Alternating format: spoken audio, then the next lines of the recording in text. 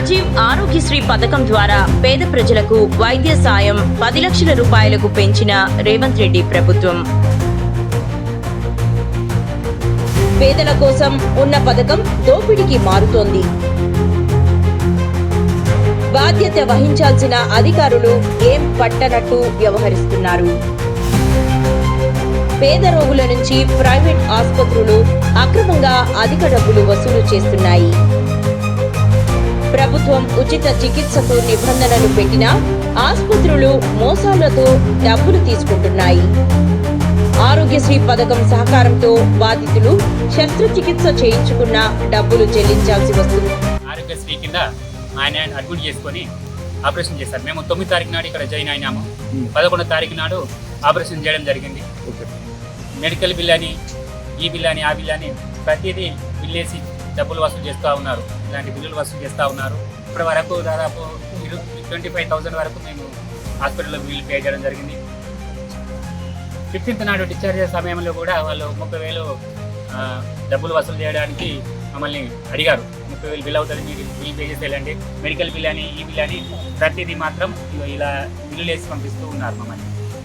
ఆరోగ్యశ్రీ కింద ఇలాంటి సర్జరీలు జరిగినప్పటికీ మా దగ్గర డబ్బులు వసూలు చేయడం సమంజసం కాదు.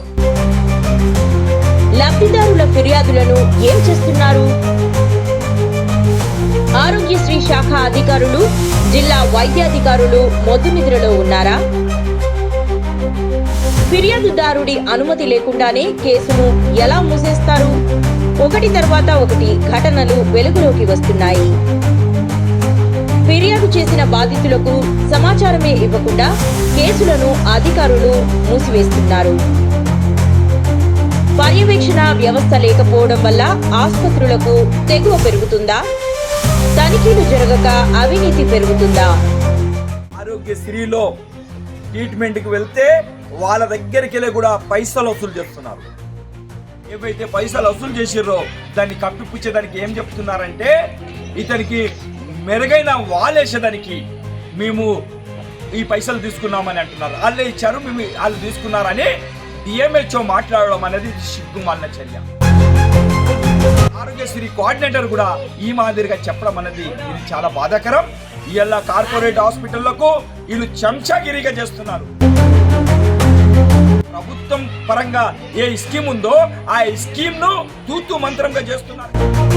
కనుకనే ఆ డాక్టర్ క్వాలిఫైయా, అన్క్వాలిఫైయా లేకుంటే డాక్టర్ అన్నవారు పేషెంట్ ను పూర్తిగా రక్షించకుండానే ప్రాణాలు తీసిరన్నట్టుగా మేము భావిస్తున్నాం.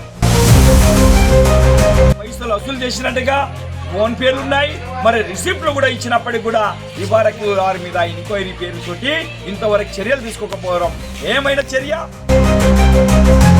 మరి వెంటనే డిఎంహెచ్ఓ గారికి ఏదైతే ఎంక్వైరీ కమిటీ అంటారు, ఎంక్వైరీ కమిటీ అంటే ఏం చేయాలి? ఇరు వర్గాలు, ఎవరు డాక్టర్ సిబ్బంది వీళ్ళ తరఫున, తర్వాత ఏ పేషెంట్ అయితే ఉన్నారో కంప్లైంట్ ఇచ్చారో వాళ్ళది కూడా తీసుకోవాలి. కానీ ఏకపక్షంగా వ్యవహరించడం, డాక్టర్లతోటి కార్పొరేట్ హాస్పిటల్తోటి కుమ్ముకై ఇవాళ పేదల బతుకులతోటి చెలగాటమాడుతున్నట్టు, వారి జేబుకు చెల్లు కొడుతున్నట్టుగా ప్రభుత్వ పథకాన్ని నీరు గారుస్తున్నట్టుగా కనబడుతుంది. కనుకనే వెంటనే దీని మీద సీఎం గారు చర్యలు తీసుకోవాలి అని మేము ప్రధాన డిమాండ్ చేస్తున్నాం.